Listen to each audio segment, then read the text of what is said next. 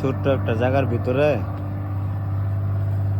দেখেন বেগুন লাগাইছে, তারপর টমেটো লাগাইছে। কিভাবে আইছে টমেটো, কত বড় বড় টমেটো, ঠিক আছে, অনেক সুন্দর। আর মরিচে, ও আল্লাহ, মরিচে গাছ ঝুঁক করেছি, এত সুন্দর মরিচ, গাছ ঝুঁকে পড়ে হইতেছে গা মরিচ, এই অবস্থা করেছি অল্প একটু জায়গাতে। আমাকে বাংলাদেশের মানুষ বিশেষ করে অনেক অলস, সহজে কিছু করতে চায় না।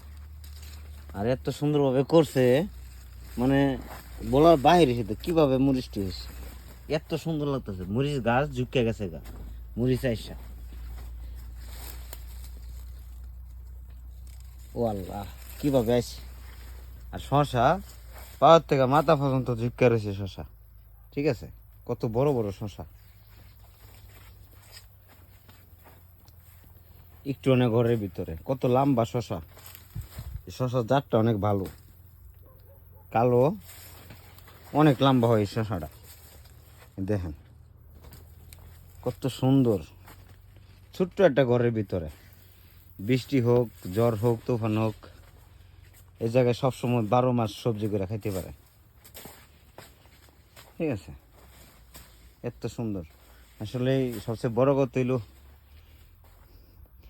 ইউরোপের প্রতিটা জিনিসই অনেক সুন্দর করে করে।